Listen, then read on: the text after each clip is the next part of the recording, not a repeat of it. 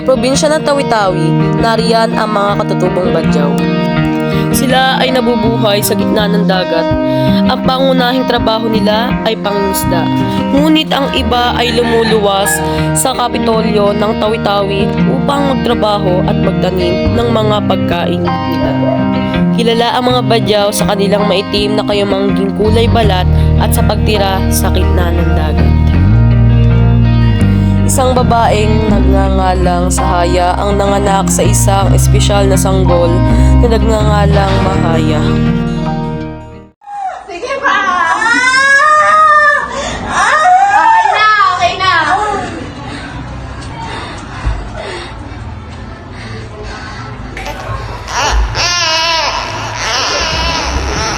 Anak, pasensya ka na't hindi perpekto ang ating pamilya. Iniwan tayo ng iyong itay, ngunit gagawin ko ang lahat upang mabuhay ka at aarugain kita na parang walang kasing kahalaga. Mahal na mahal kita at yan ang lagi mong tatandaan. Wala man ang iyong ama, ngunit andito ko ang iyong ina upang arugain at mahalin ka. Sa likod ni Sahaya, may dalawang ahas ang nagsasaya. Si Bernardo, isang Solokenyo at ang asawa ni Sahaya ay sikretong nakikipagkita sa ex nitong si Pamela. Ngunit isang araw, nasa isang parke sila at naglalaro ng paborito nilang Rubik's Cube. Naggagala si Sahaya at nahuli niya itong dalawang ahas. Lumapit si Sahaya at inatake ang dalawang ahas. Anong ginagawa niyo? Anong ginagawa ng dalawa? Ikaw, Bernardo, alam ko mutya ka na tayo. Ngayon siya ka nagloko? At ikaw naman kami? Sino tinatawag mo kami? Nagmamahalan kami! Di ba ikaw lang yung kapatid dito, ha? Ikaw Tumigil na kayong dalawa! Ikaw, lalo ka! Tumigil ka na! Mahalan ka na! Oh, bakit alim-dilim dito? Bakit ang kalat rin? Ay, hayaan mo na nga. Ate, dito na ako! Andyan ka na pala. Oh, nanganakaw na pala. Bakit hindi mo man lang sa akin sinabi? At in fairness, ang cute din ng batang ito. Anong pangalan niya? Oh, bakit mukha kayatang malungkot? Iniwan na kasi kami ng aking asawa.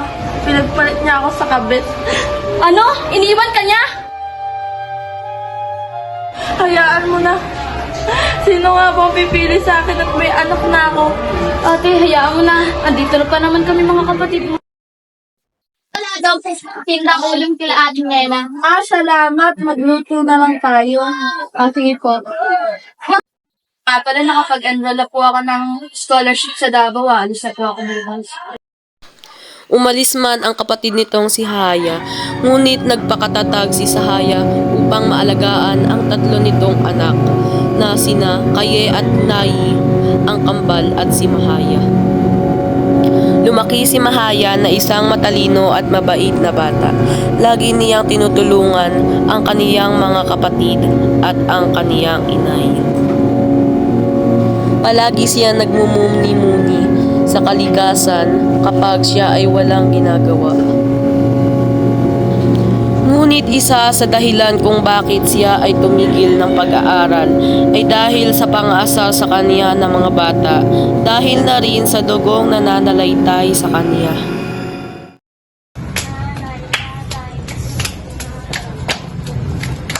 Ang baho naman dito! Baho! Ang baho! Ang pangit! Pangit! Doon na kayo! Lumayas kayo dito! Hindi kayo bagay dito. Oh, anong ginagawa mo dyan? Akala mo ang ganda-ganda mo, ay kusog naman ang kapangitan niyang mukha mo. Basta nga dyan. Oh, anong ginagawa mo dito?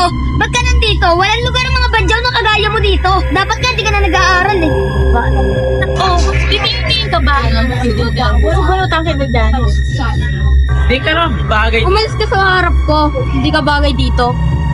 Ang baho naman dito! Sino nga amoy? Bakit anong nangyari? Pinagtitripan ng mga lalaki doon.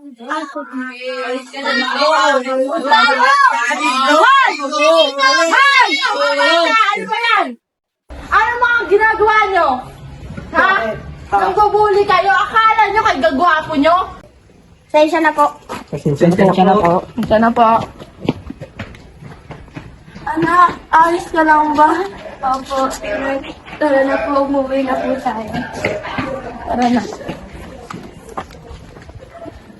Tahan ka na. Ayos lang yan, huwag ka na umiyak. Pero sa susunod, lumaban ka na, ha? Ayoko minaapi-api ka nila porkit mahirap tayo. Mahal na mahal kita, anak. Nay, ayoko na pong tumira dito. Pagod na po at sawang-sawa na ako dito. Ang sasakit po nila magsalita. Huwag ka mag-alala, anak. Hahanap ako ng malinukatan natin. Ayaw ko na po talaga, ayaw ko na po talaga. Tatanungin ko ang mama mo para makalipat agad tayo. Huwag ka mag-alala, anak. Sige po, Nay.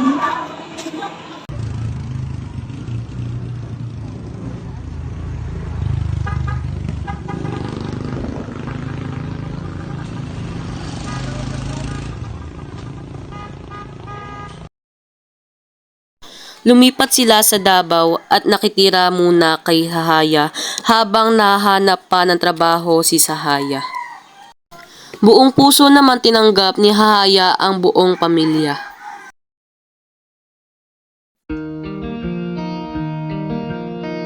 Nandito ang bahay ko. Diyan na pala ang bahay mo. Ngayong araw, ating tatalakayin ang tamang paggamit ng bantas sa paggawa ng pangungusap. Ating tatandaan na sa tamang paggamit ng bantas ay makikita natin ang damdamin na nais ipahayag ng pangungusap. Ngayon, sinong maaaring makapagbigay ng halimbawa ng bantas? Aman. Tandang pananong po, sir. Tama. Nagutom sa edukasyon si Mahaya kung kaya't nakiusap ito sa inay kung pupwede niya itong i-enroll.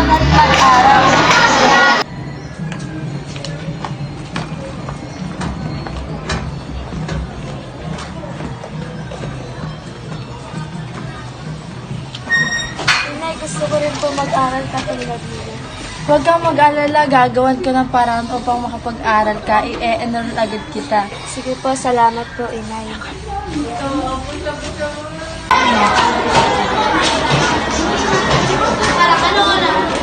Morning class!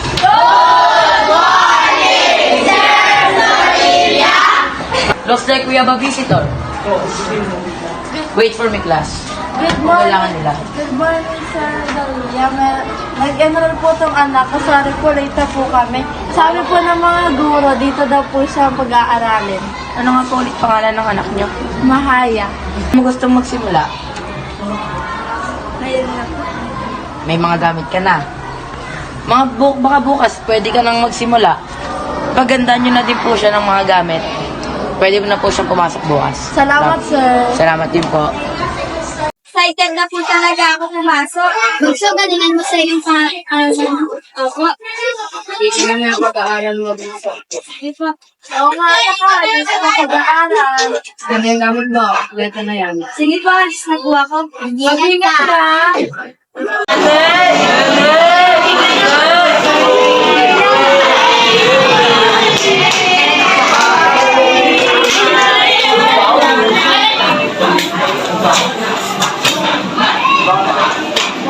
Ano mo yun? Parang baho.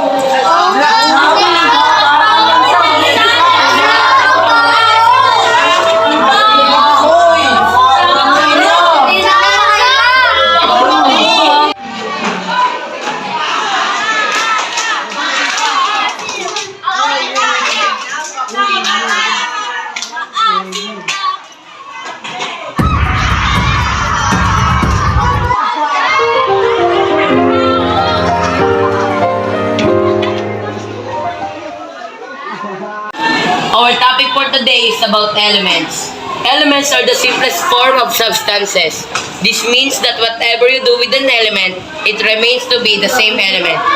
Who can give example of an element? Sir, ako sir. Sir. Justin. Sir, fire. No. Akira. Water. Your answer is wrong. Topi. No. We're not talking about Avatar. Real elements. Mahaya. Your answer is correct.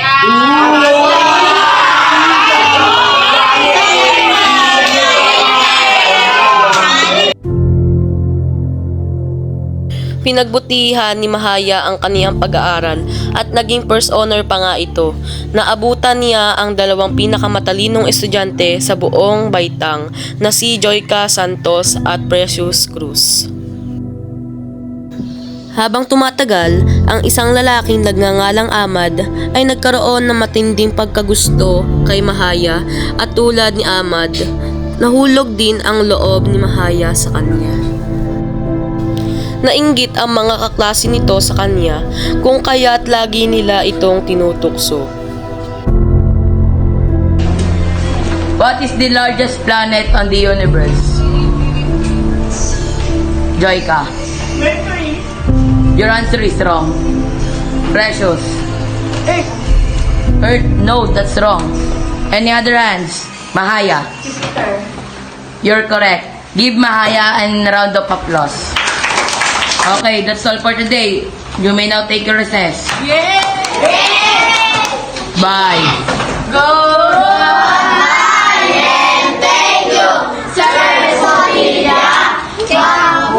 Ano ba yung bagong transfer? Pinagpapabiban niya naman. Dami sa kanya yun. Sabi na lang, di nakita ni sir. Sip-sip pa. Tara na. Napakapabida wala lang nyo. Para sa mga mahirap. Napakapabida, sip-sip pa kay sir. Tara, magsasara. Sir, magsasara. Nakakabisit. Ang plan natin, guys.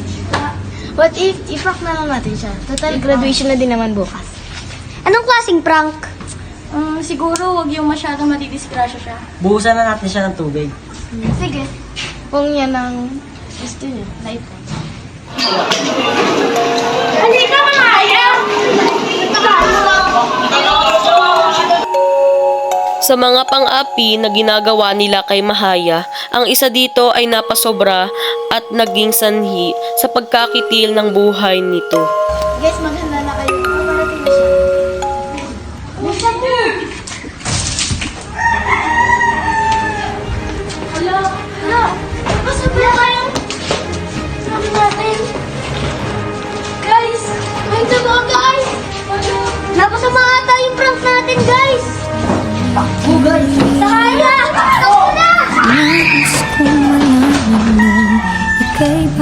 Maya! Anong nangyari sa'yo? Tumawag kayo ng tulong! Anak ko! Anong nangyari sa'yo, anak? Hindi mo na mapangarap! Bakit?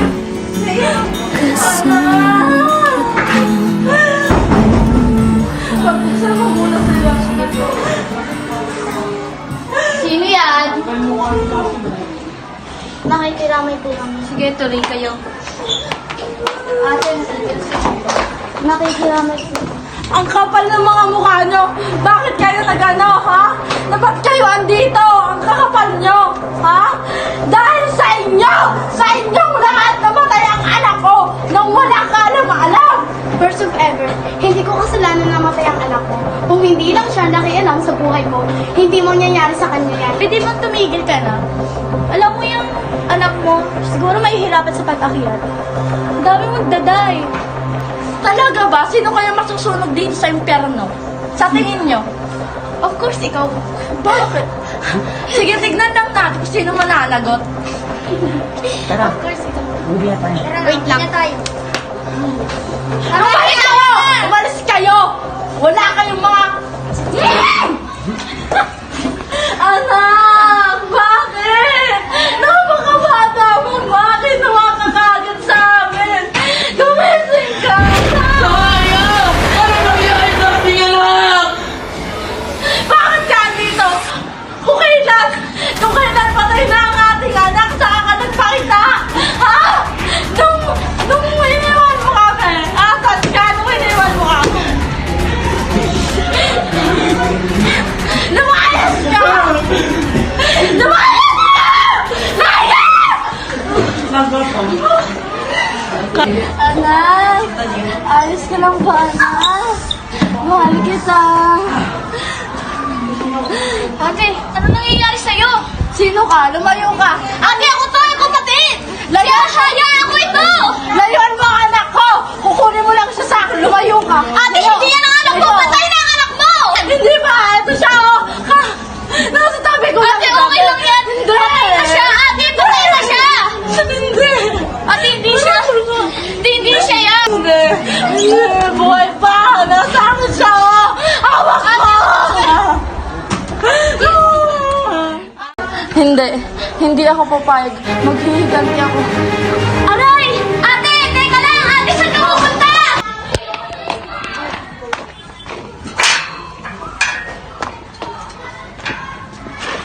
Napakapabilda naman ng nanay nung mahayan na yun. Kaya nga eh. Tara nga, doon na lang tayo sa tambayan natin. Tara.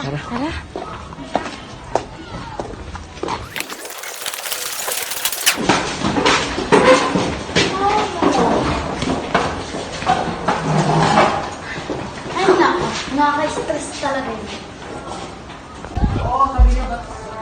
Ate, wait lang! Hintayin mo ako! Ate! Ate! Ate! Hintayin mo ako! Ate!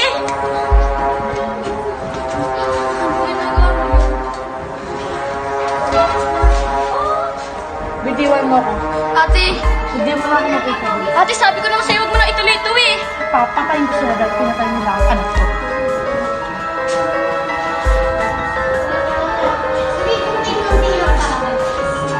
Ang saya ng mga buhay mo, ah. Anong ginagawa mo dito?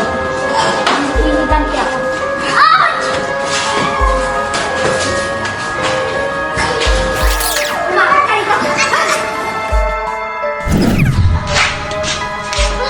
Kumamatay ka! Dahil sa pagkawala ng anak, si Sahaya ay nawala sa pag-iisip at pinatay ang mga bata. At dahil ayaw niyang makulong, kinitil niya ang sarili niyang buhay.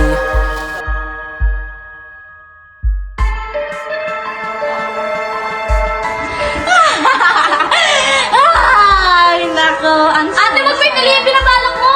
lumayo ka. Hindi mo na ako mapipigilan.